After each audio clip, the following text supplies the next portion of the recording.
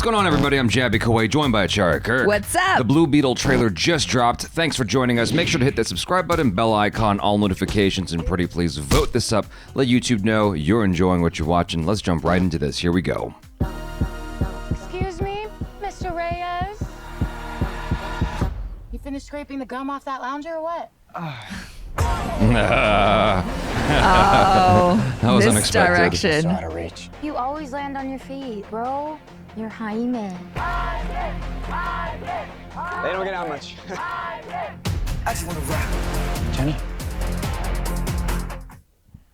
God, What? it's your life. What? But do not open it. You went in to get us jobs, and all you brought back was a hamburger? Okay, I don't think it's a burger. You haven't looked? Uh-oh. How did you get it to do that? I think he likes me.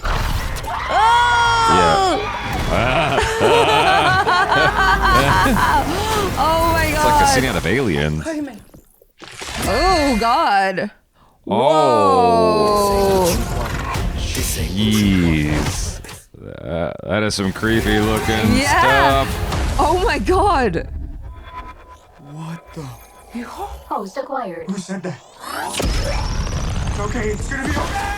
Oh, it's This is I like don't know, some man. Tony Stark Spider-Man type stuff, Yeah, man. it's like Tony Stark mixed with. Oh, my space. Re-entry systems ready. Uh-oh.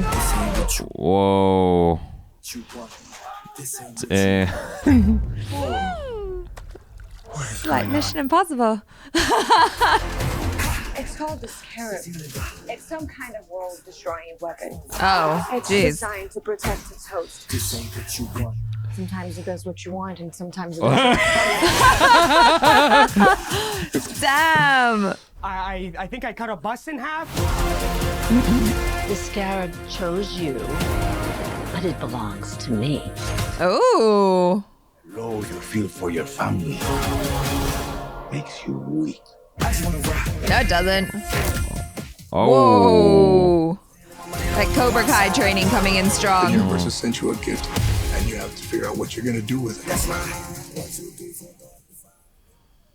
Whatever you can imagine, I can create. Oh, what? Party.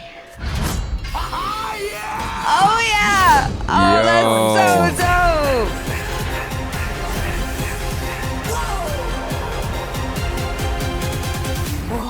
It's like Batman stuff. Batman's a fascist. I just want to rap. What? Yeah, you're right. All that Cobra Kai training came in handy. Yeah. Because my dude is well prepared for Yeah. all the action that, is going to follow in this story. I don't know anything about Blue Beetle. I'm going to be totally honest with you guys. I'm not a Marvel fanboy or DC fanboy. I am a lover of both. All that to say that this does give me the vibes that I got from Spider-Man with Tom Holland. Yeah. I mean, just Spider-Man in general. It's a whole lot of stuff. I was getting a little bit of Venom as well, just because of like the blackness that came onto That's his true. body when Yeah. the Scarab connected with him. all that in a positive way, by the way. No, yeah, definitely. And I mean, I think the comparisons to Spider-Man, it can't be helped, but it's a good thing because, he's a young guy and he gets his connection with like an insect type thing. So Yeah. obviously your first thought is like, oh, that's kind of similar to Spider-Man. Yeah. And he gets these amazing superpowers. And yeah, so what if there's a comparison? But I think it's like so cool to see it in this type of context, with this character, and like he's got his whole family involved and all of that. The nice thing about, Cobra Kai Never Dies is that he's got this sort of behavior that it feels relatable, like that young guy, that young awkward dude that a lot of us went through that phase. I'm still going through it, and I don't know what it is. There's like a charm to his awkwardness that is very adorable, and you love to watch it. There's a relatability to him, and so that's one of the nice qualities about Spider-Man is he's not a perfect superhero. Yeah, he's exactly. He's flawed, and that's what makes him, cool, because he's not perfect. And so I think using that, the comparison to Spider-Man is actually quite apt. Well, also, it's super fun to kind of start with superheroes from the beginning, right? I love watching the whole like discovery of superpowers montage. Okay. When they're like figuring out what it is that is their special thing. Yeah. And I loved that part at the end. We kind of felt like anime to me, where he just made that massive sword. Yeah. And he was just like moving it around. So I'm like, oh my God, the movement and just the sword itself. I just thought that looked so cool. Yeah, it did give me those kinds of vibes. I can't quite tell you what exactly it reminds me of in terms of like a superhero from Japan, but it definitely gave me that sense and that style. I forget the name of the character, but in Samurai X or Kenshin, his friend who has like the massive ass sword. Gotcha. That guy. That it kind of reminded me of that, but I think that's cool looking. Yeah, but I mean, it seemed that he had some ability here that goes beyond just having like a weapon. It's like his imagination also plays a factor here, where he can change the style of. I mean, again, this is speaking as someone who doesn't know anything about Blue Beetle, but I'm enjoying that, and it definitely had like that sort of ninja vibe to the whole thing. So to have this science fiction superhero ninja guy with the wings and all, that's very exciting. I mean, that's fun, and I mean, I'm excited not just like as a comic book film adaptation fan, but also for kids. Like, this feels like it's aimed squarely at like that PG-13 for the whole family. Grown-ups can relate to it, but also kids can like it's something they sort of can look up to the way they would look at Spider-Man. Well, yeah. Am I making any sense? I'm a little bit sleep deprived. I apologize. No, but also I did a little bit of reading up on Blue Beetle, like literally just Wikipedia for 2 minutes before jumping on this. But apparently there were 3 iterations, and they chose the most recent one being Jaime Reyes, who is the Latino one, right? Okay. And so obviously I think that's like a really great choice to kind of show him and his family, to have that representation out there. You know, it's super important. Xolo Maridueña has talked about this. I'm so sorry if I've said his name wrong. Maridueña.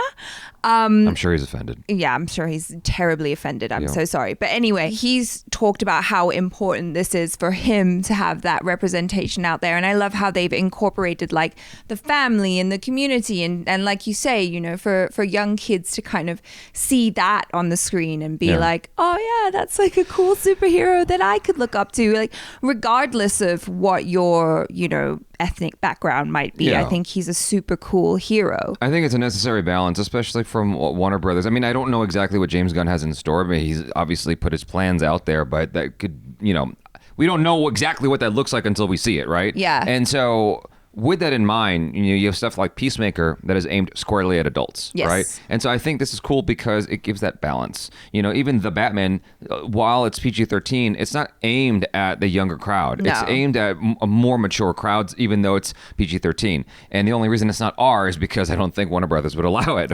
And so I am glad that we have this just to sort of balance things out, especially in, you know, this day and age where, I mean, maybe people would disagree with me about this, but I feel like so much content is being geared more and more and more at grown-ups in a very, you know, aggressive way, that it's cool to have something like this that is very obviously like cool for kids and for grown-ups, but it's like, it's definitely a kid's film.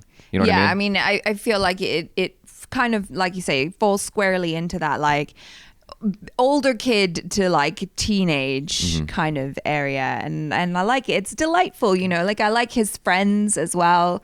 It looks like they're gonna have like a really fun motley crew of people that they're, you know, going on this adventure with. Yeah, very excited. You guys, thanks so much for hanging out. Hopefully you enjoyed this. I'm Jabby Koi. This is Achara Kirk. Peace out.